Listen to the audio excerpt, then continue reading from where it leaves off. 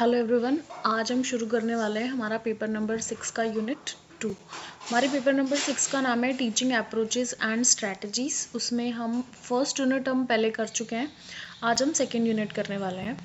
अब मैं आपका 1 बाय 1 सारे पेपर ख़त्म करा रही हूँ। और मुझे पता है कि जो आपके पहले जो 5 पेपर हो चुके हैं उनकी लास्ट वाली यूनिट्स नहीं आई हैं, तो वो भी जल्दी आ जाएंगी।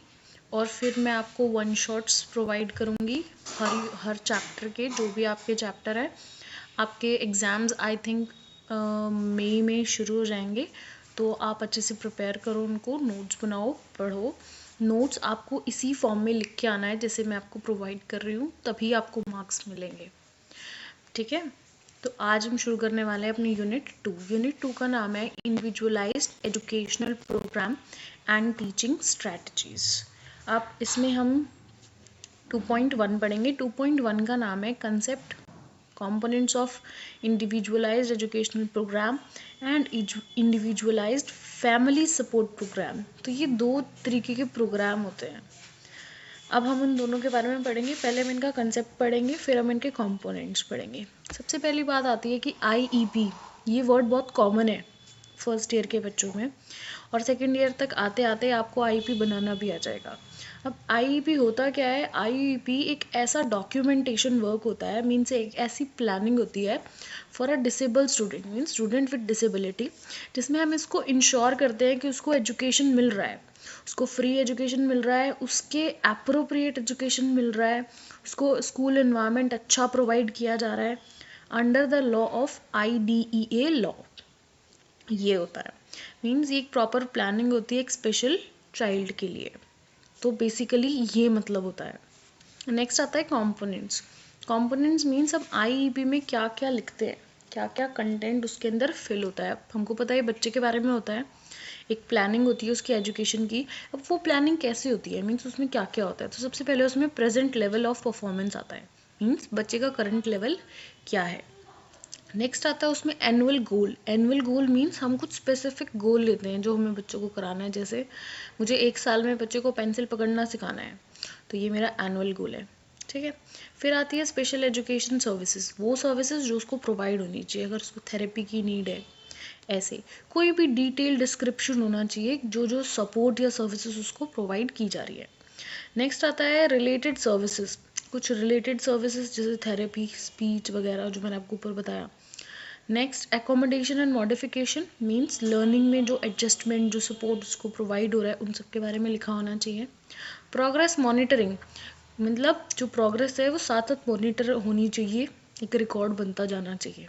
Next least restrictive environment. Least restrictive environment means जिस स्कूल में या फिर जिस प्लेस में वो अपनी एजुकेशन लेने जा रहा है, वहाँ पे जो प्लेसमेंट है वो सही हो, ज़्यादा रिस्ट्रिक्टिव ना हो, जो डिटर्मिनेशन है उस प्लेसमेंट का बहुत अच्छा हो।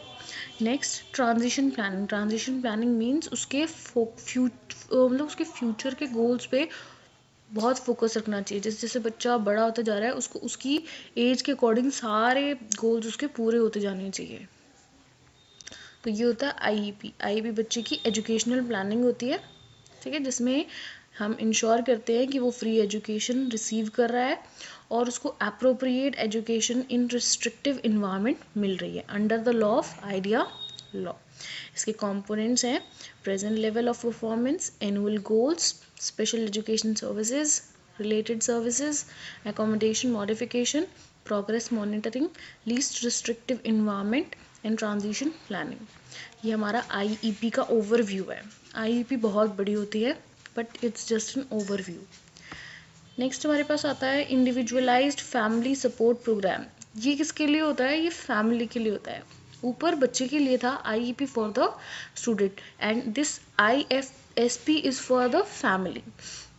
ये प्लान होता है, this is a plan for infant and toddlers with, किसके लिए होता है? इन्फेंट्स के लिए होता है, टोडलर ये वो बच्चे होते हैं जो 3 साल से छोटे होते हैं, विद डिसेबिलिटी, जिनको डिसेबिलिटी होती है, supporting both childrens childs development and family needs.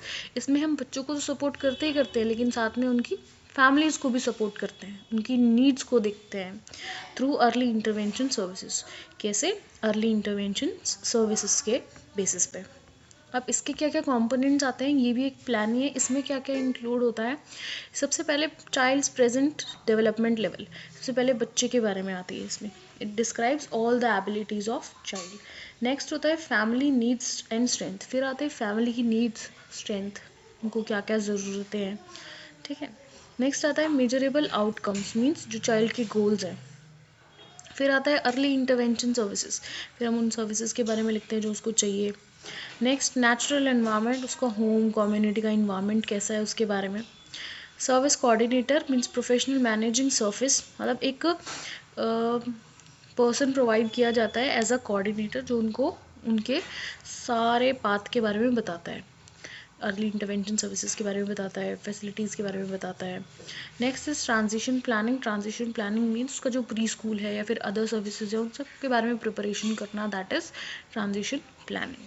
तो ये था हमारा IFSP, इंडिविजुअलाइज्ड फैमिली सपोर्ट। ये एक ऐसा प्लान है जो टॉडलर और इन्फेंट्स के लिए होता है जिनको डिसेबिलिटी भी होती है, और ये चाइल्ड और फैमिली दोनों को सपोर्ट करता है। ये इसके कंपोनेंट्स हैं, और इनमें मेजर डिफरेंस क्या है कि जो IEP है that focuses on a child of 3 to 21 years primarily in education setting. ये बच्चों पे ध्यान देता है जो 3 से लेकर 21 साल की उम्र तक के होते हैं, और किस बेस पे, एजुकेशनल सेटिंग में। लेकिन जो IFSP है वो क्या कौन से बच्चों को ऊपर फोकस करता है, जो टॉडलर्स इन्फेंट्स है 0 to 3 ईयर्स के, और ये होम सेटिंग सर्विसेज प्रोवाइड करता है, उन पे ज़्यादा फोकस करता है। तो ये हमारी 2.1 यहाँ पे ख़त्म होती है। नेक्स्ट है हमारे पास 2.2। 2.2 का नाम है developing IEP for home based teaching programme, special school setting and inclusive school setting. ठीक है, तो पहले हम IEP डेवलप करेंगे होम बेस्ड सेटिंग में, फिर स्पेशल स्कूल में, और फिर इंक्लूसिव स्कूल में। Next teaching strategies for group teaching in special schools, individual, small groups and large group instructions. फिर हम कुछ टीचिंग स्ट्रैटेजीज पढ़ेंगे जो हम यूज़ कर सकते हैं स्पेशल स्कूल में, इंडिविजुअल को पढ़ाने में, स्मॉल ग्रुप में पढ़ाने में, और लार्ज ग्रुप इंस्ट्रक्शंस प्रोवाइड करने में। तो पहले हम पढ़ते हैं developing IEP in different setting. ठीक है, तो पहले हम होम बेस्ड टीचिंग के बारे में पढ़ेंगे। Home based teaching is like जब कोविड के टाइम सब घर में रह रहे थे, और तब जैसे जिस तरीके से हमारी एजुकेशन चल रही थी उसको हम बोलते हैं होम बेस्ड टीचिंग प्रोग्राम। ये इसका कॉन्सेप्ट है कि जो IEP है वो होम बेस्ड प्रोग्राम में बनाई जाए। ऑफर पर्सनलाइज सपोर्ट, जिसमें कि वो पर्सनलाइज सपोर्ट प्रोवाइड करे, इंस्ट्रक्शन प्रोवाइड करे चाइल्ड को उसके इन्वायरमेंट में, मीन्स उसके घर पे ही, जैसे उसके पास कोई इक्विपमेंट्स नहीं है, ठीक है, तो वो घर की चीज़ों से सिखाना उसको, काइंड ऑफ। इसके कुछ की कंपोनेंट्स होते हैं, इसमें भी हम गोल्स लेते हैं, स्पेशलाइज सर्विसेज होती है, रेगुलर प्रोग्रेस मॉनिटरिंग होती है, और पेरेंट इन्वॉल्वमेंट होती है। गोल कैसे, सपोज इसमें एकेडमिक और सोशल दोनों गोल्स ले सकते हैं। सर्विसेज में हम speech therapy, occupational therapy, behaviour interventions के बारे में बात कर सकते हैं। नेक्स्ट रेगुलर मॉनिटर करना उसका प्रोग्रेस, क्या क्या वो प्रोग्रेस कर रहा है, कंसिस्टेंसी है, इफेक्टिवनेस है या नहीं है, ये सब। नेक्स्ट पेरेंट की इन्वॉल्वमेंट होनी चाहिए, पेरेंट को ध्यान देना चाहिए कि जो भी रोल वो प्ले कर रहा है सिग्निफिकेंटली उसको वो मॉनिटर करें और उसका रूटीन मेंटेन रखें। नेक्स्ट ये था हमारे home based setting teaching programme. Next आता है स्पेशल स्कूल में क्या होता है। स्पेशल स्कूल वो जगह होती है जहाँ पे सारे स्पेशल बच्चे होते हैं, उसको हम बोलते हैं स्पेशल स्कूल। इसका कंसेप्ट ये है कि जो IEP है वो स्पेशल स्कूल में सिर्फ उस इंडिविजुअल को सपोर्ट करेगा, उस बच्चे की नीड्स को सपोर्ट करेगा। यहाँ पे हम करिकुलम लेके आते हैं, स्पेशलाइज्ड करिकुलम होता है जो बच्चे के अकॉर्डिंग उसकी स्किल्स, उसके एकेडमिक गोल्स, उसकी सर्विसेज पे ध्यान देगा। स्मॉलर क्लास साइज होता है, मीन्स यहाँ पे सबसे ज़्यादा फोकस उसके सपोर्ट पे किया जाता है। स्पेशलाइज्ड स्टाफ होता है, टीचर, थेरेपिस्ट, स्पेशलिस्ट, सब बच्चे के अकॉर्डिंग होते हैं। नेक्स्ट इंडिविजुअलाइज्ड गोल, उसके इंडिविजुअलाइज्ड गोल होते हैं, उसकी इंडिपेंडेंस, पर्सनल ग्रोथ, फंक्शनिंग, उसके ऊपर ध्यान दिया जाता है, इंडिविजुअल के ऊपर ही ध्यान दिया जाता है। नेक्स्ट आता है इंक्लूसिव स्कूल सेटिंग। इंक्लूसिव का मतलब होता है जहाँ पे एक नॉर्मल बच्चा भी जा रहा होता है और स्पेशल बच्चा भी साथ में जा रहा होता है। जो गवर्नमेंट स्कूल्स हैं आजकल इंक्लूसिव स्कूल बन चुके हैं सब, यहाँ पे कोई भी स्पेशल बच्चा भी एडमिशन ले सकता है और नॉर्मल तो ले ही सकते हैं। तो ऐसे स्कूल को हम बोलते हैं इंक्लूसिव स्कूल, जहाँ पे एक नॉर्मल और एक स्पेशल दोनों बच्चे साथ मिलके पढ़ेंगे। इसका कंसेप्ट ये होता है कि IEP in inclusive schools integrate students with disability to general education setting and necessary support. यहाँ पे हम बच्चे पे ध्यान देते हैं कि जो बच्चा है वो इंटीग्रेट कर पाए, एक नॉर्मल चाइल्ड एजुकेशन उसको मिल पाए। वो वहाँ पे एजुकेशन तो मिलेगी ही मिलेगी, लेकिन जो सपोर्ट उसको चाहिए वो भी प्रोवाइड होएगा। तो ये होता है इंक्लूसिव स्कूल में। जब एक स्पेशल चाइल्ड इंक्लूसिव स्कूल में जाता है तो वहाँ पे उसकी नीड्स को भी उतना ही केटर किया जाता है जितना एक नॉर्मल चाइल्ड को।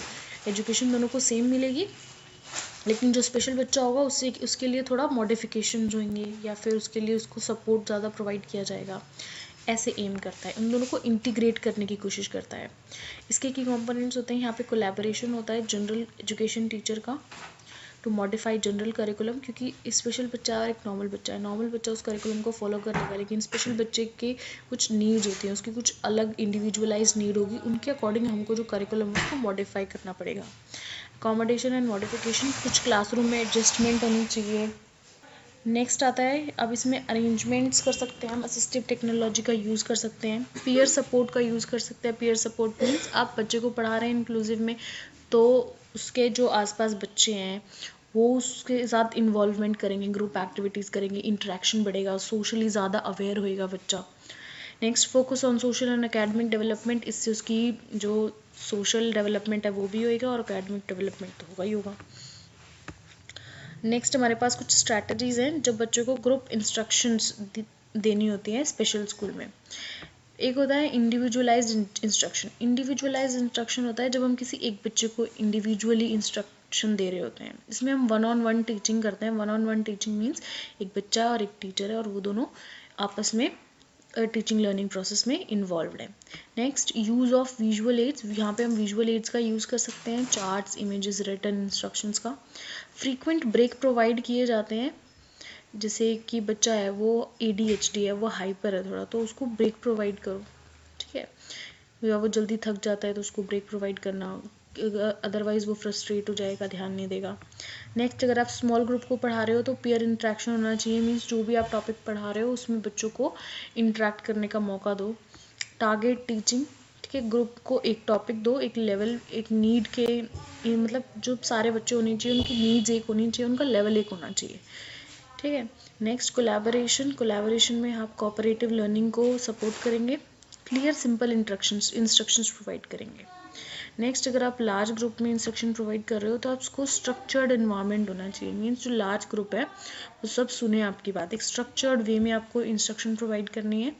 हैंड्स ऑन लर्निंग का यूज़ करना है, जैसे कोई गेम्स या स्पोर्ट्स प्रोजेक्ट है या रोल प्लेइंग है, ऐसे इंगेजमेंट इंटरेक्टिव एक्टिविटीज़ आप प्लान कर सकते हो।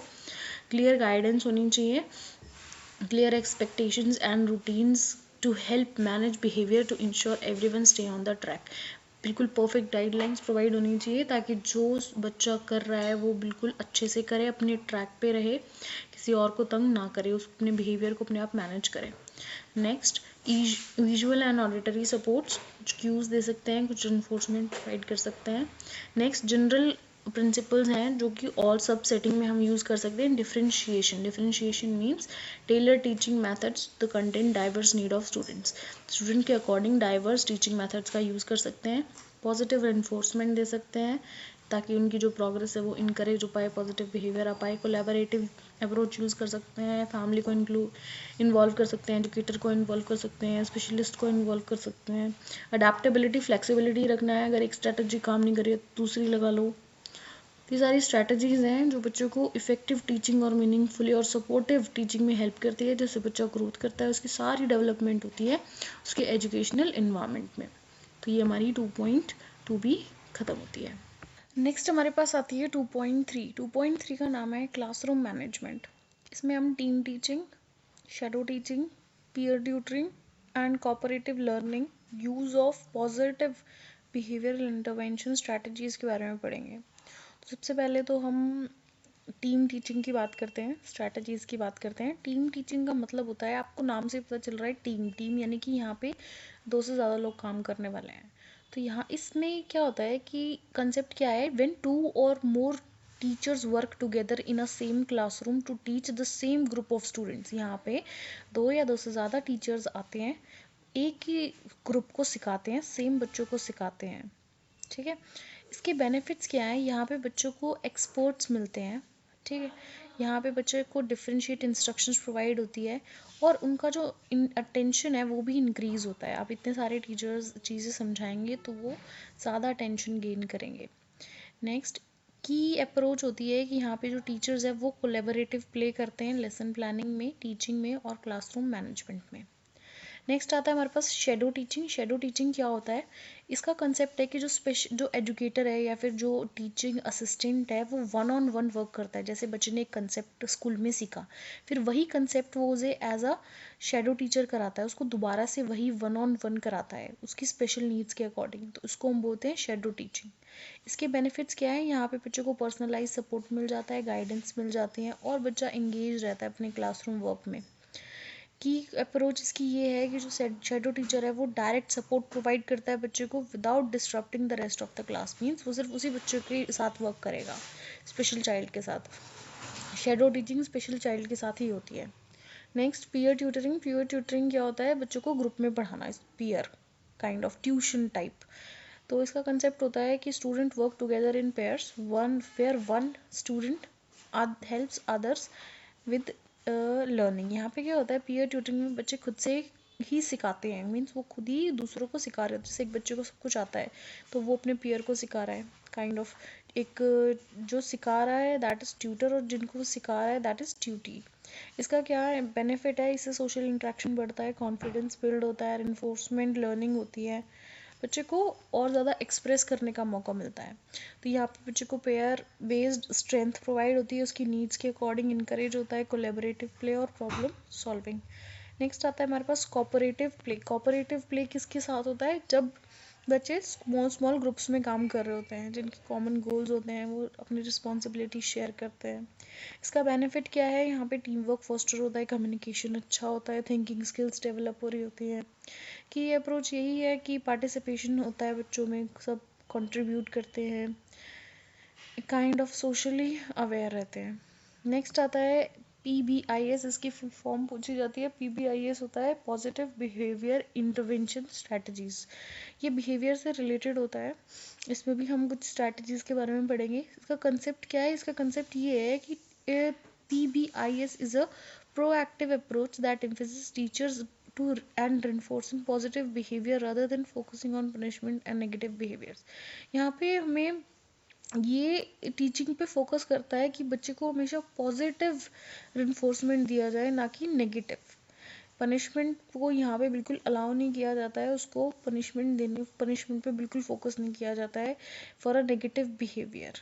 ठीक है, तो यहाँ पे हम ये करते हैं कि जो बच्चा है उसको पॉजिटिव बिहेवियर पे ही रिइंफोर्स किया जाए, नेगेटिव पे ना किया जाए।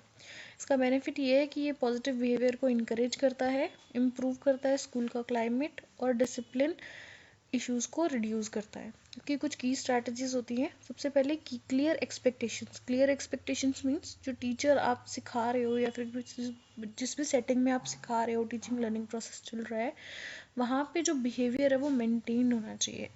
Behavioural expectations for all the student should be clear.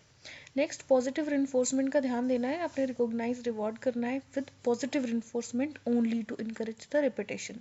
Next consistent monitoring करना है, जो बिहेवियर उसको ट्रैक करना है, एड्रेस करना है with positive and negative behaviours.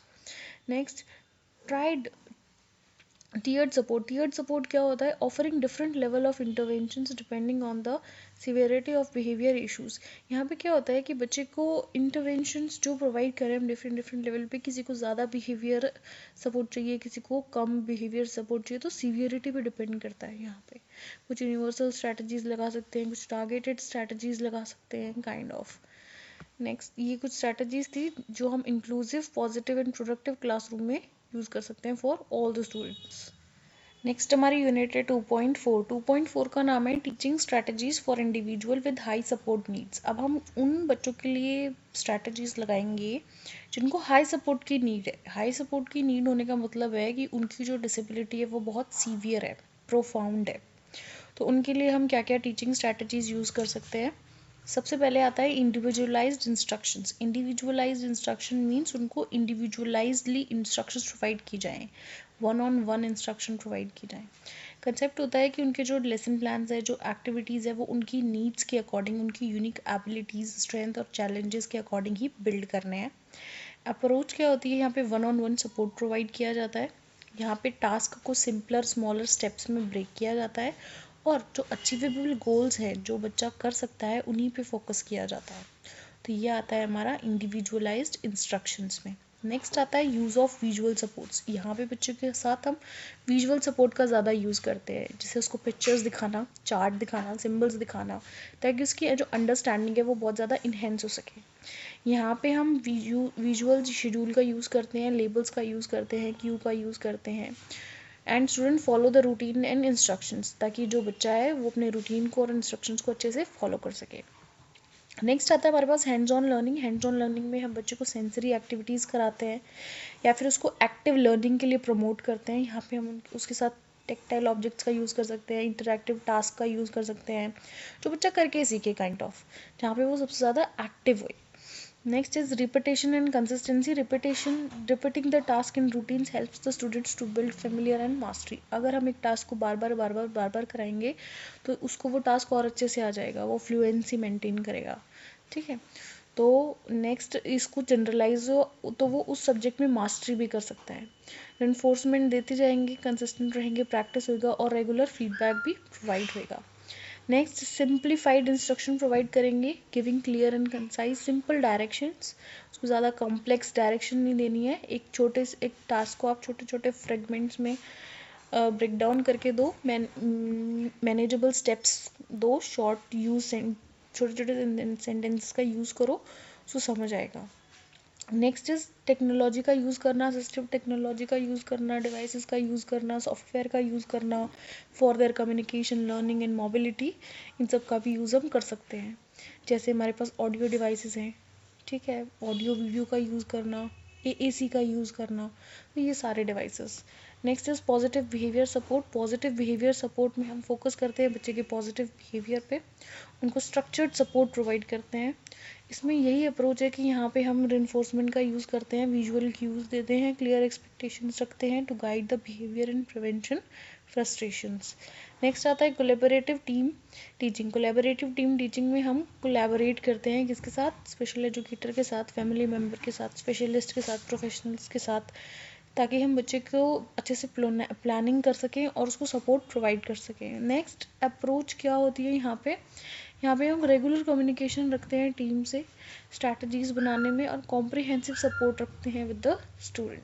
तो ये कुछ स्ट्रैटेजीज हैं जो एक इंडिविजुअल को हेल्प करती हैं जिसको हाई सपोर्ट की नीड होती है, और इससे हम उसके जो सारे लर्निंग और अचीवेबल गोल्स हैं उनको पा सकते हैं। नेक्स्ट हमारे पास आती है 2.5। 2.5 का नाम है teaching strategics for teaching in inclusive schools, universal design for learning and differentiate instructions. यहाँ पे हम बात करेंगे टीचिंग स्ट्रैटेजीज़ का जो कि हम इंक्लूसिव स्कूल में लगाते हैं। इंक्लूसिव स्कूल कौन सा स्कूल होता है? इंक्लूसिव स्कूल वो स्कूल होता है जहाँ पे एक नॉर्मल बच्चा और एक स्पेशल बच्चा दोनों साथ में पढ़ते हैं, एक ही क्लासरूम में पढ़ते हैं, उसको हम बोलते हैं इंक्लूसिव स्कूल। यहाँ पे हम यूडीएल का यूज़ करते हैं। यूडीएल होता है यूनिवर्सल डिज़ाइन लर्निंग, ठीक है। वो ये एक ऐसा फ्रेमवर्क होता है जो सारी नीड्स को पूरी करता है। जैसे अगर एक बच्चा है, उसको मोबिलिटी में प्रॉब्लम है, ठीक है, उसके पैर में प्रॉब्लम है या फिर उसके हाथ में प्रॉब्लम है या फिर उसको दिखता नहीं है, तो उसको काइंड ऑफ एक व्हील चेयर प्रोवाइड करना। तो व्हील चेयर क्या है, उसको वो मोबिलिटी वाला बच्चा भी यूज़ कर सकता है, एक विजुअली इम्पेयर्ड इंसान भी यूज़ कर सकता है। तो ये क्या है, एक यूनिवर्सल डिज़ाइन लर्निंग है। ये एक ऐसा फ्रेमवर्क है जो डाइवर्स लर्निंग नीड को या फिर डाइवर्स नीड को पूरा कर सकता है, उसको बोलते हैं यूडीएल। तो यूडीएल इज अ कंसेप्ट देखते हैं पहले। UDL is a framework that aims to cater the diverse learning need of the students by providing multiple means of representations, expressions and engagement। तो यूडीएल एक ऐसा फ्रेमवर्क है जो M करता है कि वो डाइवर्स लर्निंग नीड्स को पूरा करेगा विद प्रोवाइडिंग, कैसे, by providing multiple means of representative means. ये इसके कुछ प्रिंसिपल होते हैं। फर्स्ट होता है रिप्रेजेंटेशन, सेकेंड होता है action and expression, and third होता है एंगेजमेंट। रिप्रेजेंटेशन में मीन्स जैसे बच्चे को विजुअल, ऑडिटरी और काइनेस्थेटिक तीनों वे में पढ़ाना, that is how to represent, how to deliver the content. तो आप कंटेंट को सारे तरीके से डिलीवर करो, विजुअली भी, ऑडिटरी भी और काइनेस्थेटिक भी, ताकि डिफरेंट डिफरेंट स्टाइल से, डिफरेंट डिफरेंट लर्निंग स्टाइल से वो चीज़ सीख सके। नेक्स्ट आता है action and expression. Action and expression में क्या आता है कि हम उसको डेमोन्स्ट्रेट करें मल्टीपल वेज में। कैसे? बाय चार्ट, ओरल रिप्रेजेंटेशन से या फिर प्रोजेक्ट से। ठीक है, how to express it. Next आता है इंगेजमेंट। इंगेजमेंट में हम कोलैबोरेटिव प्ले मीन्स बच्चा क्या करे, उससे अपने आप को रिलेट कर पाए, उसमें एंगेज कर पाए, उसमें काम कर पाए, दैट इज। तो use varied method to maintain student motivation, जैसे कोऑपरेटिव चॉइस करना, using relevant content, offering positive reinforcement, ऐसे। नेक्स्ट इसका क्या बेनिफिट है, यहाँ पे जो बच्चा है वो सारे लर्नर एक फ्लेक्सिबल वे में इंटरेक्ट कर पाएंगे, इंगेज कर पाएंगे विद द करिकुलम। ये होता है यूडीएल। नेक्स्ट आता है हमारे पास डिफरेंशिएट इंस्ट्रक्शन। डिफरेंशिएट इंस्ट्रक्शन होता है कि इसमें जो हम टीचिंग मेथड्स या टीचिंग मटेरियल का हम यूज़ करते हैं वो सब के लिए यूज़ करते हैं, डाइवर्स नीड के बच्चों के लिए यूज़ करते हैं, तो सबको डिफरेंट डिफरेंट इंस्ट्रक्शन प्रोवाइड करना, उसको हम बोलते हैं differentiate instructions by their according to their needs and abilities. So DI involves tailoring teaching methods and materials and assessment to meet the diverse need of abilities and learning styles for the students. तो ये सब होता है। Next इसमें strategies क्या क्या ले सकते हैं हम, content, process, product and learning environment. Content means हम अपने कंटेंट जो भी हम चीज़ पढ़ाने वाले हैं हम उसको सिंप्लीफाइड करके पढ़ाएं या फिर एडवांस मटेरियल से पढ़ाएं। मीन्स कैसे हम अपने कंटेंट को डिलीवर कर रहे हैं, that is what is our content. It is based on the student readiness, means वो स्टूडेंट के इंटरेस्ट, उसकी स्ट्रेंथ, उस पर उसके ऊपर उसकी नॉलेज, उसके एकेडमिक प्रोसेस पे बेस्ड होना चाहिए। नेक्स्ट प्रोसेस में हम उसको कैसे करा रहे हैं वो चीज़, जैसे हम हैंड्स ऑन टास्क कराएं या फिर वन ऑन वन सपोर्ट दें या ग्रुप में एक्टिविटी कराएं, तो प्रोसेस का इन्वॉल्वमेंट होना चाहिए। Next product, offer student multiple ways, हमको उसको मल्टीपल वेज प्रोवाइड करने चाहिए, जैसे जैसे भी वो लर्न करना चाहता है, उसको ओरली लर्न करना चाहता है या फिर रिटर्न वर्क चाहता है या फिर डिजिटल प्रेजेंटेशन करना चाहता है, तो kind of this. Next learning environment, उसको सपोर्टिव इन्वायरमेंट प्रोवाइड करना, फ्लेक्सिबल स्पेस प्रोवाइड करना, ताकि वो अपने आप को मैनेज कर पाए, अपने पेस पे रह पाए, सीख पाए। इसके क्या बेनिफिट्स हैं, ये एक इंक्लूसिविटी दिखाता है इंडिविजुअल्स में, इंश्योर करता है बच्चे की एंगेजमेंट और मीनिंगफुल कंटेंट को। तो ये था हमारा यूडीएल और डिफरेंशिएट इंस्ट्रक्शंस, क्यों ये ज़रूरी हैं और कैसे ये हेल्प करते हैं हमारे इंक्लूसिव क्लासरूम में, जहाँ पे सब बच्चे आते हैं और उनकी नीड्स और उनकी एबिलिटीज़ के अकॉर्डिंग ये उनको एक्टिव लर्निंग में हेल्प करता है। तो यहाँ पे हमारी ये यूनिट भी ख़त्म होती है।